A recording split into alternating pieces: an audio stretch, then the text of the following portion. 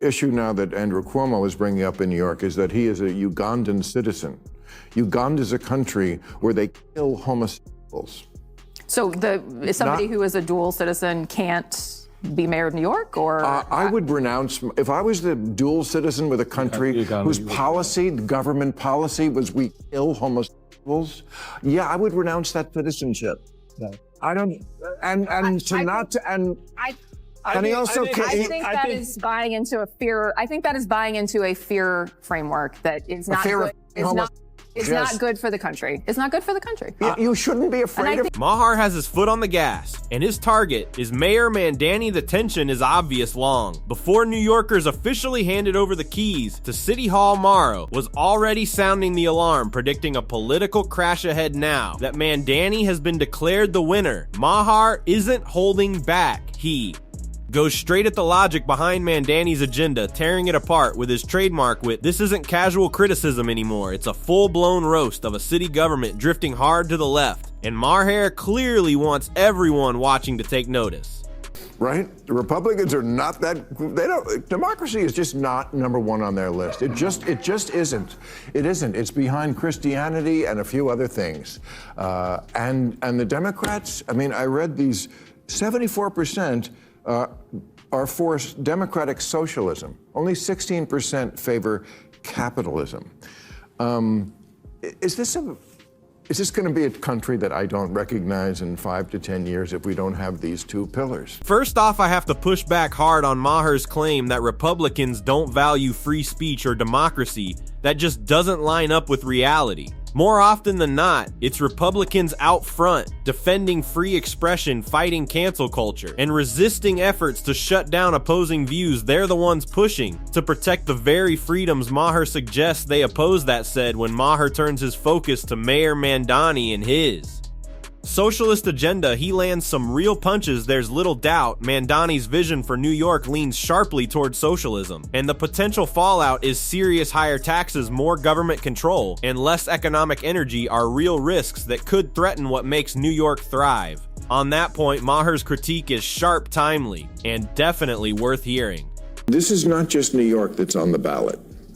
I think the whole Democratic Party in the country is on the ballot, and the whole country will be looking at this race to see which way are the Democrats going to go. Where are the Democrats going with this? If Mamdani is the face of the Democrats on the East Coast and Katie Porter is the face on the West Coast, I don't know if that's great politically for that party. No Bill Maher, things are not going smoothly for the D-ents. Letting woke activists and rigid ideologues steer the party isn't a winning strategy. It's closer to a roadmap for collapse. Over the past few years, Democrats have drifted deeper into identity politics, cancel culture, and hardline progressive agendas, and now the consequences are showing. Instead of building a broad coalition, the party has narrowed its appeal, sinking into ideological corners that feel completely disconnected from everyday life.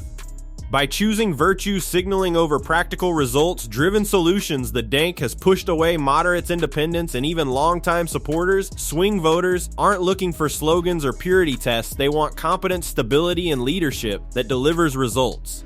Right now, that's not what the party is offering.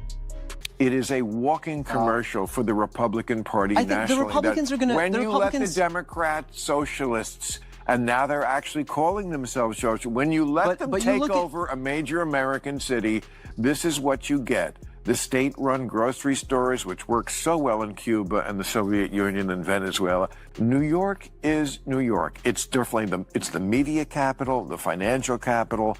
It is a bellwether like no other city is in this country. So don't tell me that who the mayor of New York is doesn't matter. Maher doesn't spare anyone as he goes after Democrats for rallying behind Mamdani. And in his view, the criticism is fully deserved. He calls it a massive miscalculation, one that could hand Republicans the next election. Without much of a fight, Mamdani's far-left socialist-leaning platform makes him an easy target, and the GOP wouldn't need to work very hard to use it against him. Just highlighting his most extreme positions could trigger a fast and brutal backlash for Maher. This isn't just about campaign strategy, it's about judgment. By backing such a divisive figure, Democrats have practically invited their opponents to weaponize every misstep, every controversial proposal, and every radical comment.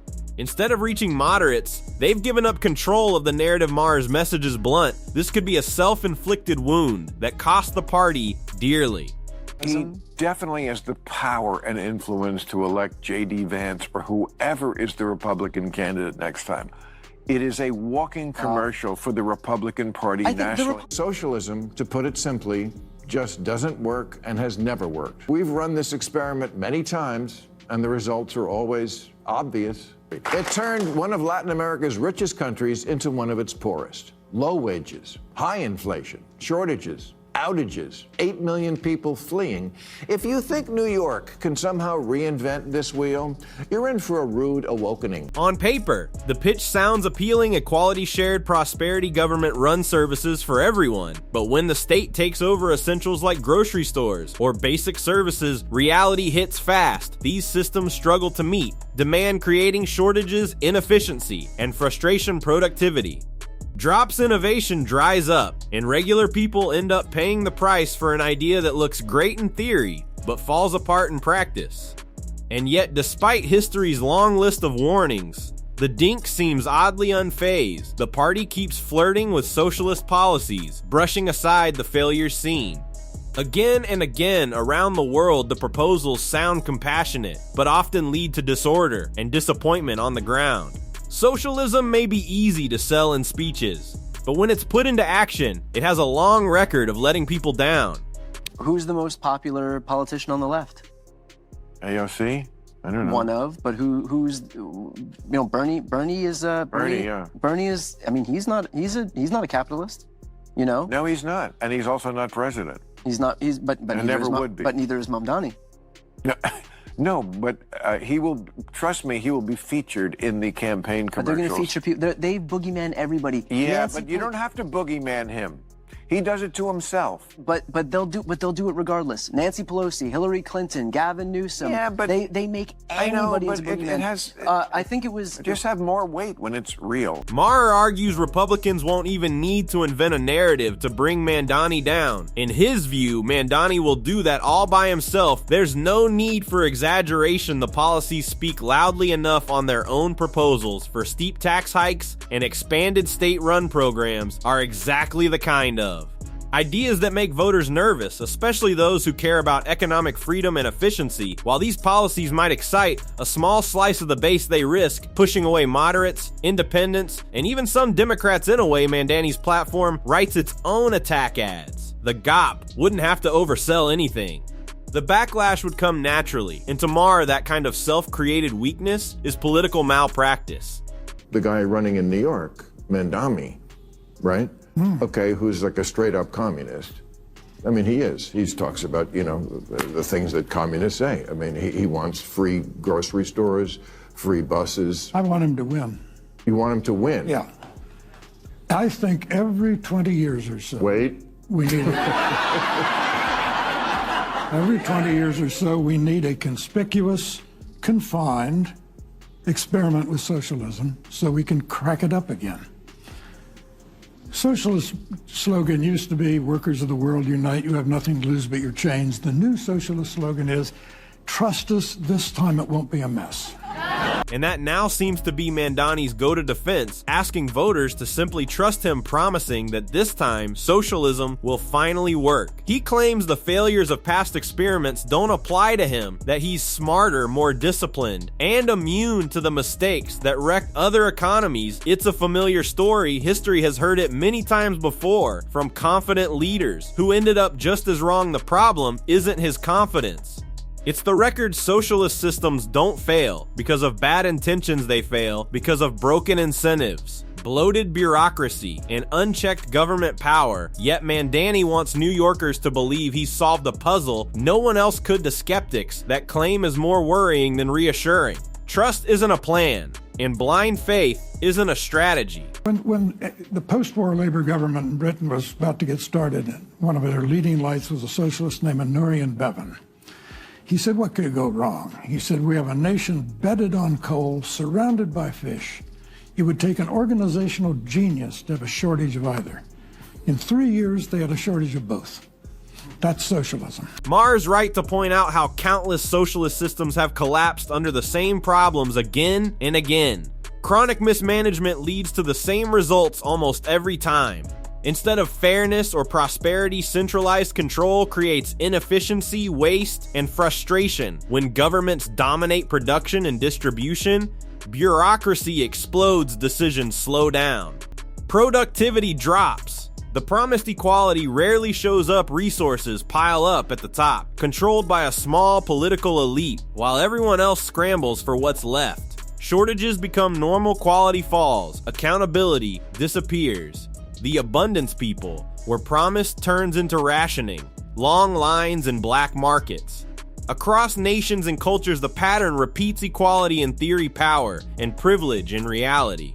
Do you think that Mamdani's election will lead more financial organizations to leave New York City for Wall Street South in Florida? Tell me, I've read that term just recently, Wall Street South, Florida. This is your state. What is that? A lot of Wall Street guys have moved to Palm Beach. It's been happening really since COVID. It's accelerated with increases in taxes.